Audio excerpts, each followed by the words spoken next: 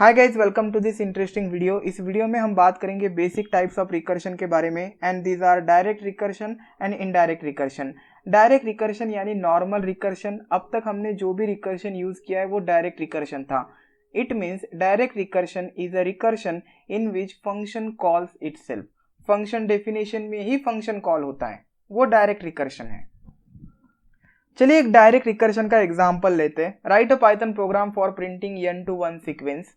Suppose user n की value 10 enter करता है तो कुछ इस तरीके का सीक्वेंस जनरेट होना चाहिए। 10 से वो स्टार्ट होगा एंड 1 तक जाएगा। यहाँ पे मेरी स्टॉपिंग कंडीशन है 1, क्योंकि रिकर्शन से जब हम प्रॉब्लम सॉल्व करते हैं तो हमें स्टॉपिंग कंडीशन पता होनी चाहिए, कहाँ पे हमें स्टॉप करना है, नहीं तो आपका इन्फिनाइट लूप बन जाएगा। सो स्टॉपिंग कंडीशन इज जब 1 रीच होगा तब हमें रुकना है। मैं एक रिकर्सिव फंक्शन बनाता हूँ। I will call def natural is the function name, क्योंकि ये नेचुरल नंबर्स है। I will pass the value of n। अभी मैं पास लिख देता हूँ एंड नेचुरल को कॉल करता हूँ एंड इसमें n पास कर देता हूँ। सपोज यूजर 10 एंटर करता है तो 10 इसमें पास होगा एंड n में जाएगा। सबसे पहले मैं प्रिंट कर देता हूँ 10 को। So print the value of n। क्या होगा? 10 प्रिंट होगा। 10 is our sample input, so 10 print हो गया। अब ये जो कोड है मुझे फिर से एग्जीक्यूट करना है for the next value which is 9। क्या करना पड़ेगा? मुझे 10 में से 1 माइनस करना पड़ेगा एंड इस वैल्यू से मुझे कॉल करना पड़ेगा same function. So what I will do, natural of 10 minus 1। 10 यानी the value of n minus 1।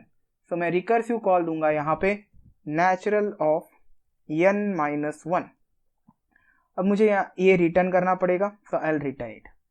अब मुझे स्टॉपिंग कंडीशन लिखनी पड़ेगी, नहीं तो ये जो फंक्शन है ये रिकर्सिव कॉल देता रहेगा एंड इन्फिनाइट लूप जनरेट होगा। सो स्टॉपिंग कंडीशन में देता हूं इफ n इक्वल टू 0, इस केस में रिटर्न कर दो। ओके, रिटर्न कीवर्ड एग्जीक्यूट होने के बाद आपका जो फंक्शन है वो बंद हो जाता है, रिकर्सिव कॉल बंद हो जाता है। चलिए अब इसे प्रिंट करते हैं। So click on run and here it is. Enter the value of n। I will say 8। ये 10 से स्टार्ट हुआ है क्योंकि मैंने यहाँ पे हार्ड कोड वैल्यू दिया है। मैं n पास कर देता हूँ एंड फिर से अब इसे रन करता हूँ। तो ये 10 के लिए हो गया। Close it and run module. अब मैं 8 पास कर देता हूँ। Here it is. 0 को भी इंक्लूड कर दिया गया है। स्टॉपिंग कंडीशन मुझे यहाँ पे चेंज करनी पड़ेगी। सो n जब 1 होता है तब मुझे रिटर्न करना पड़ेगा। ये क्यों हो रहा है? क्योंकि प्रिंट हमने पहले किया है। अगर इसके बाद प्रिंट होता तो ये काम कर लेता। सो अब मैं कट करके यहाँ पे रख देता हूँ एंड फिर से 0 कर रहा हूँ। ध्यान से देखो, अब ये 0 को इंक्लूड नहीं करेगा क्योंकि प्रिंट करने से पहले ही ये रिटर्न कर रहा है। Okay, run it now and now I will enter 8 and here it is 8 7 up to 1। So मैंने क्या किया डायरेक्ट रिकर्शन में, जस्ट एक स्टॉपिंग कंडीशन पुट करी एंड फॉर दैट कंडीशन मैंने रिटर्न किया। रिटर्न यानी फंक्शन से बाहर आ जाता है। देन ये मेरा कोड है एक्चुअल एंड देन मैंने रिकर्सिव कॉल्स दिए हैं।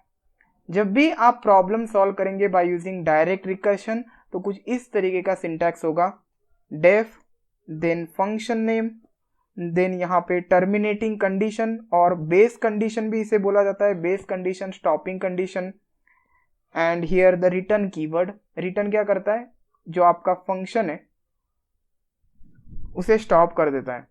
हियर कोड जाएगा एंड देन लास्ट में एक रिटर्न कीवर्ड रहेगा एंड यहाँ पे आप देंगे रिकर्सिव कॉल्स। इसी तरीके का सिंटैक्स रहता है for every recursion problem. Remember this thing. अब बात करते हैं इनडायरेक्ट रिकर्शन के बारे में। This is the second type of recursion and the definition is a function calls another function which then calls the first function again.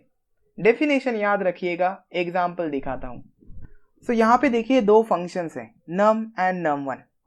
एक function दूसरे function को कॉल कर रहा है। सो num1 को कॉल कर रहा है एंड num1 num को कॉल कर रहा है।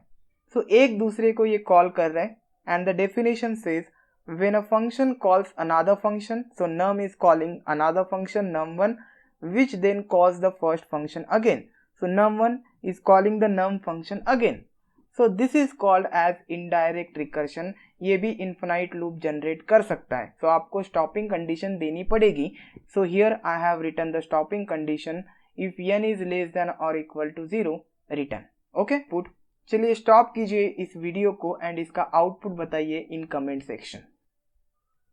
सो यहाँ पे num1 फंक्शन को कॉल दिया गया है with value 10। So 10 value pass होगा n में, देन 10 वैल्यू को प्रिंट किया जाएगा। देन फिर से num फंक्शन को कॉल जाएगा with 10 minus 1 that is 9। So num function को कॉल जाएगा विथ वैल्यू 9। कंडीशन चेक होगी, n की वैल्यू लेस देन 0 है, नहीं है अभी तक, प्रिंट किया जाएगा 9। देन फिर से num1 को कॉल जाएगा with value 8 that is current value is 9, 9 minus 1 is 8। फिर से 8 प्रिंट होगा, num1 को कॉल जाएगा, num1 फिर से 8 में से 1 माइनस कर देगा, 7 पास करेगा, 7 प्रिंट करेगा। ये चलता रहेगा। एक वक्त ऐसा आएगा कि n की वैल्यू लेस देन 0 जाएगी। ओके एंड इस केस में ये कीवर्ड एग्जीक्यूट होगा जो हमें फंक्शन से बाहर ला के रख देगा यहाँ पे। आई होप आपको समझ में आया होगा कि इनडायरेक्ट रिकर्शन क्या होता है। चलिए इसे एक बार रन करके देखते हैं।